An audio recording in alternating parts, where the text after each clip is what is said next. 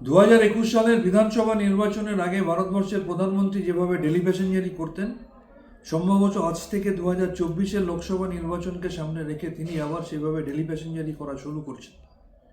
বাংলার মানুষ প্রধানমন্ত্রীর কাছে জানতে চায়, 2019 সালে 18টা সাংসদ নিয়ে গিয়েছিলেন এখান থেকে। আপনার সাংসদরাই দিল্লিতে গিয়ে বাংলার ন্যায্য পাওনা আটকে দেওয়ার জন্য সুপারিশ করেন এবং তাদের কথা শুনে আপনি বাংলার 1,60,000 কোটি টাকা আটকে রেখেছেন।